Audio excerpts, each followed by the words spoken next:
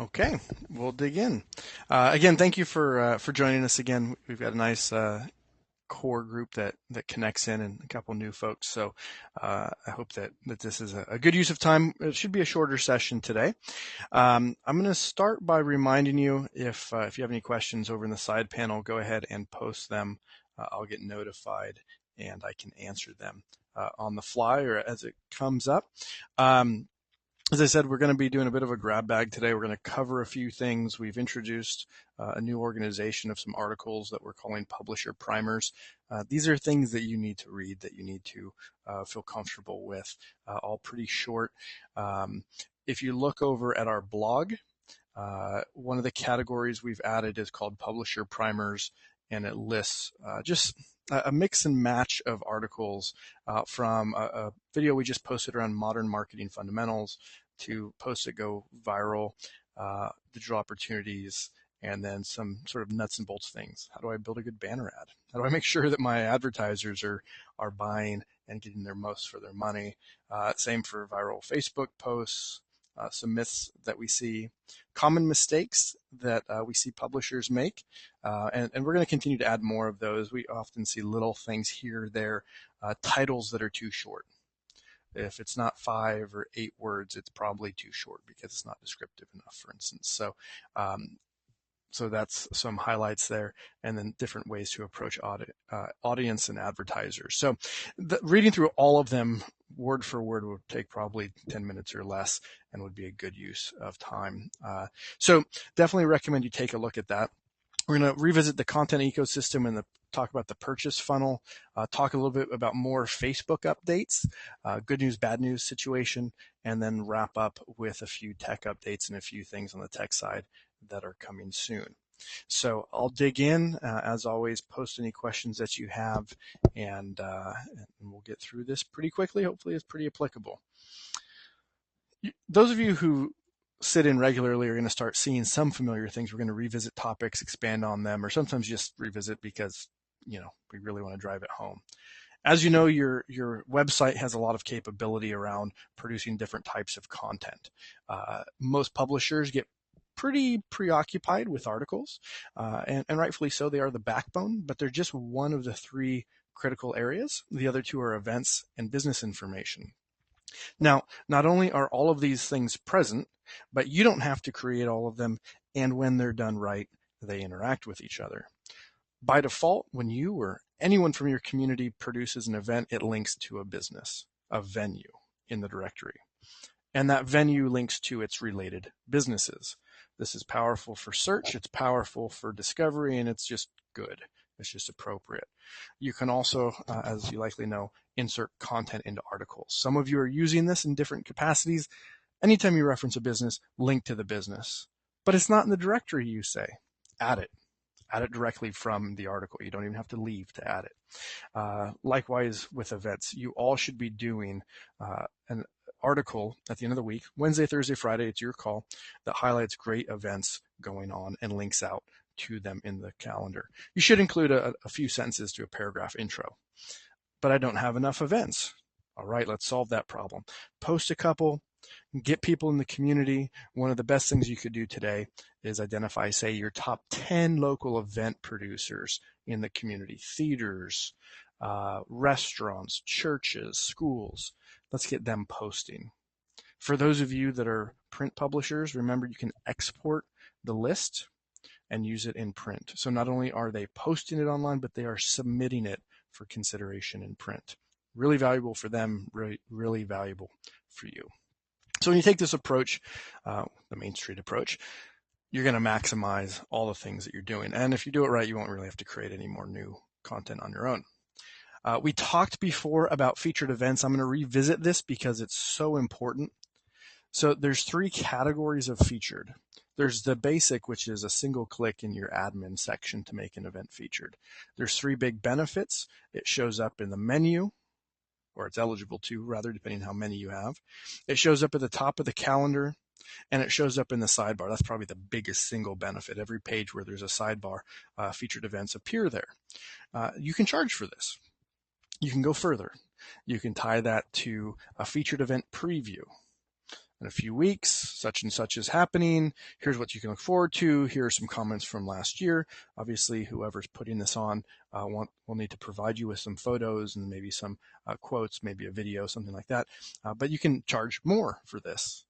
If it's a big thing or it's tied to a venue that does lots of events, no reason why you can't do an event recap.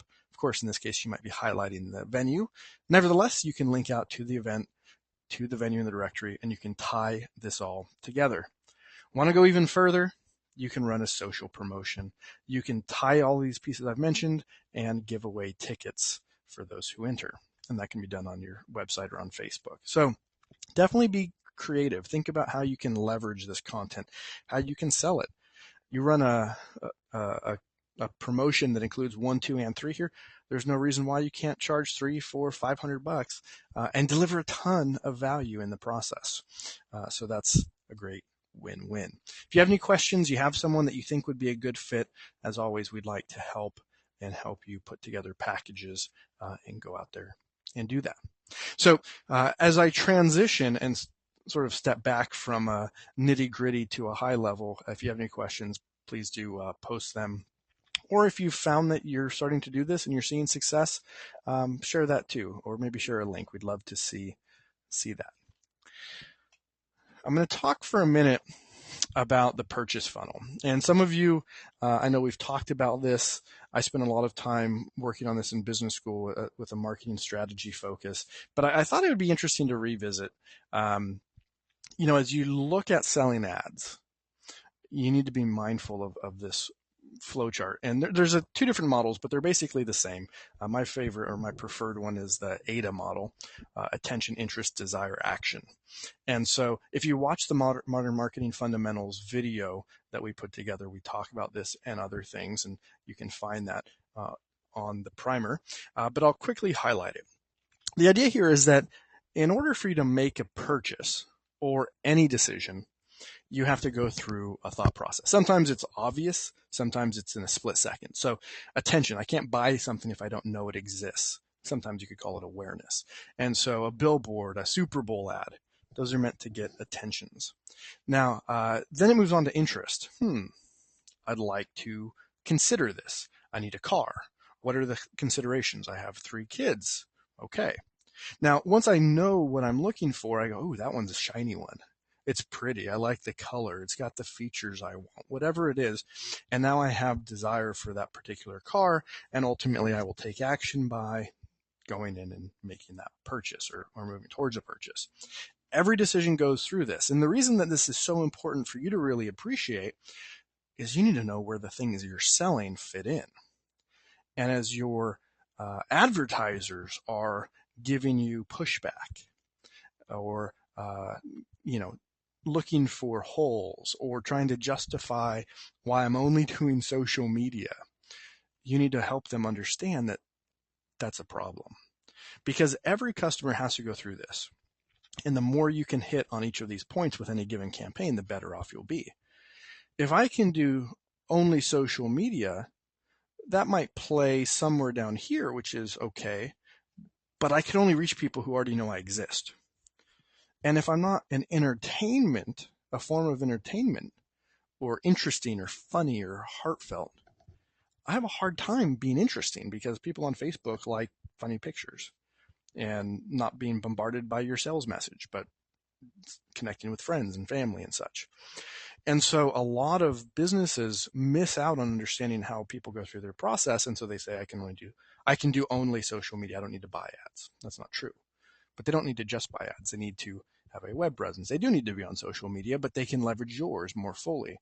And so I recommend as you think through that next big advertiser you want to go after, or the advertiser who's been pushing back, you think about this model, you think about what they're already doing, and you see, where are the gaps? Where can I fill that? Or maybe they are already doing all of this, but it's very disparate, and you can tie it together under your brand. I'm a big fan of this approach. I think it leads to the most success for businesses when they follow it and they're mindful of it and at least somewhat coherent to this fact. And I think it's the easiest way for you to grow what you're doing, to sell, print if you have print, digital, social, and all the things that we talk about. From high-level marketing concept to down in the weeds, we're going to talk about Facebook. And they used to have Edgerank. Technically, it's not called that anymore, but I like the name. It's easier to communicate, and the concepts are still valid. Facebook has yet again made updates to make it to where anything you post as a business on a page will reach fewer people than before. And I know Facebook's much maligned, and yes, they are trying to get you to pay to advertise, but there's one other interesting fact that was just reported by Ad Age, that the average person on Facebook sees 300 messages per day, which let that sink in for a minute. I mean, that's a lot of messages to see on Facebook. But they're being pushed 1,500 from friends, from websites when people hit like, from pages like yours and plumbers and whoever else. I always talk about plumbers. They have the least interesting messages to me, I guess. But the point is, Facebook has to filter because you have one of two extremes. Twitter shows you everything, which means you don't see everything because it flows on by like a river and you miss it. Facebook tries to use their algorithm to determine what they think you're most interested in. And for the most part, they do a nice job, right? The people that you interact with most, you're going to see their stuff. The pages that you interact with most, you're going to see their stuff. Pages will always reach fewer people than your friends because of the implied relationship there. But there are some things that you can do to maximize this. Now, one thing that this says is that your role as a media company is more important in social than ever. Because while Facebook does limit your reach to some extent, imagine what they're doing to all of your customers who don't have great messages, who aren't terribly engaging, right? So they're reaching just a fraction of their audience. And you can come in and you can do much, much better. The more visual, the more people comment and engage with what you're doing, the faster you will reach people and the faster you will grow. I'm going to share with you a Facebook page here. This is an online only, mostly news, but really community site that's launching with us. And you notice they have 1,600 fans, which is sort of the sweet spot that we see. What's really fascinating, if you scroll down, you'll notice that they launched last week.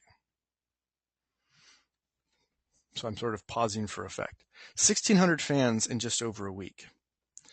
Well, this person used to work at Patch, loves community, really focused on all the things that we talk about, which is building community. And his first post was a very thoughtful article. It was emotional. It was personal. It was not, we're a big company. This is me. And while you all are obviously already going and doing and running your business, I think there's something to be learned here. Authenticity matters. And as you look at this and you scroll down and you see, okay, 187 people liked it. Another 56 shared. 40 people commented. This was huge. In an hour, he had 150 fans. He had 1,100 after the first day. And then he continued to post content. He did some really smart things. He's more of a local journalist reporter, so he's a little bit of that. But some of the things he did were more just smart things. Sharing. We've talked a lot about using prompts. Do you love this song? It elicits comments. 60 likes, 12 posts. How do you reach a lot of people?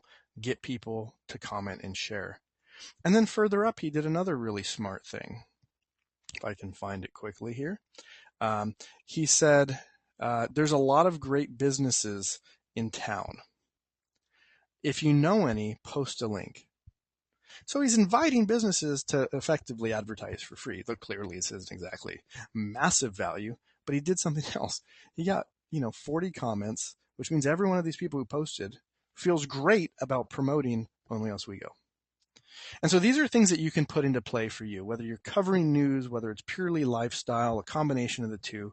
There's some really smart ideas about making it authentic, encouraging people to participate, and acting as that liaison for the community.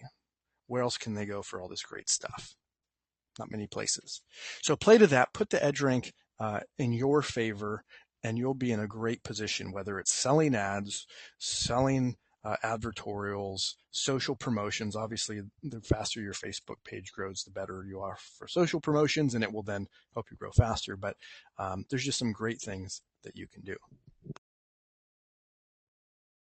All right, I'm plowing through today. I'm already down to the last slide, some tech updates.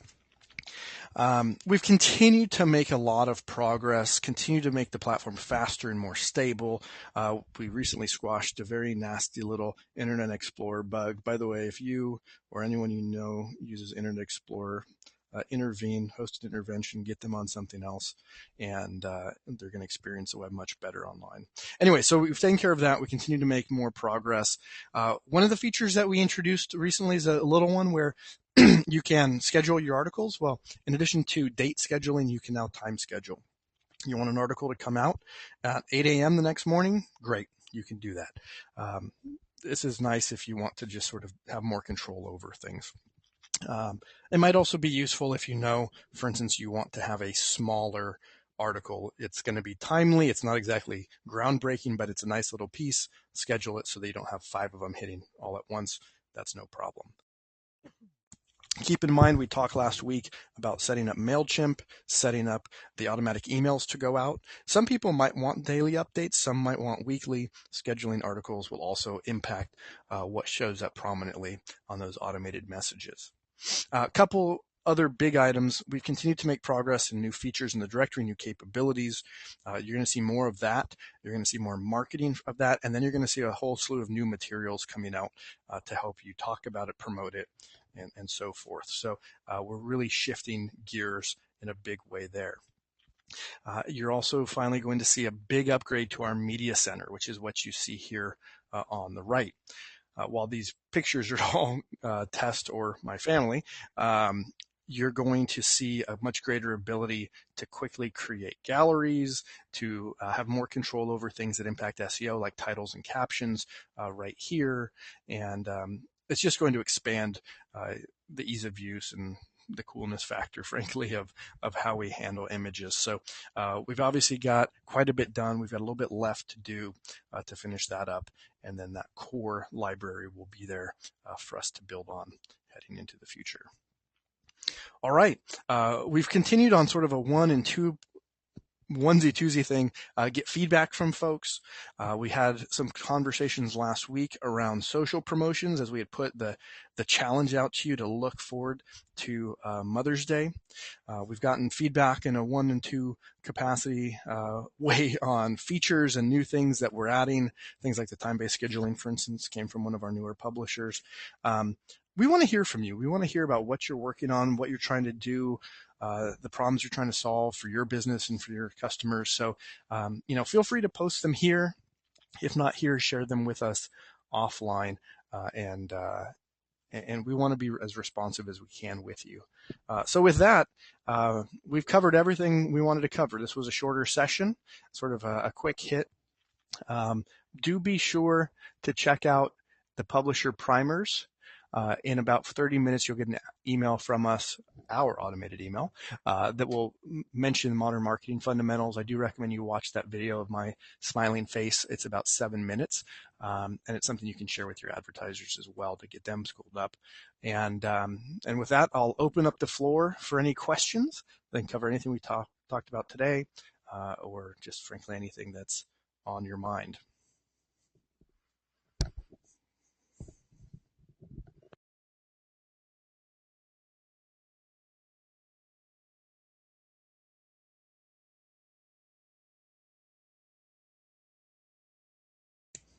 Actually, while I'm waiting for you to post questions, I'm going to make a recommendation here. This is sort of related. For those of you who know Zig Ziglar, he was a guy who passed away a couple of years ago, but big into sales training. He originally sold things like kitchenware door to door when that was a thing. He has a book that's available on tape about closing the sale. And I think this is something that, frankly, everybody should read or listen to. For those of you who've done sales for a long, long time, man, it's good to hear his energy and his perspective, and to remind you, there's always 50 or 100 things you can and should say at some point. It helps to resurface some of those. For those of you who haven't done much selling, or for folks who are shifting into selling digital and are having a hard time getting comfortable, a lot of the things he talks about will help you get back to basics, right? What are we selling? We're selling value. We're solving problems. We're delivering our audience. and it takes it away from sort of features to purpose. So we're actually going to make this part of our quote unquote required reading or listening for our new publishers that join us, but I would definitely recommend you guys check that out. I don't get paid or anything when they sell it on Amazon, but it's available in paperback or audiobook. So if you're driving around, it's a great thing to listen to. Okay, sorry for pitching that, but I think it'll move the needle in your business. And I'll go back to waiting for any other questions to surface as we wrap up today.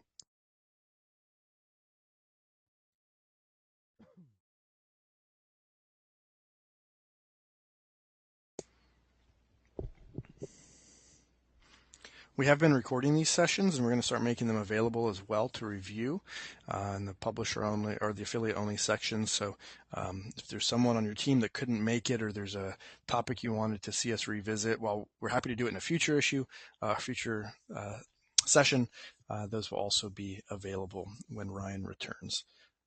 So with that, then, I will let you go, and I hope everyone has a great week.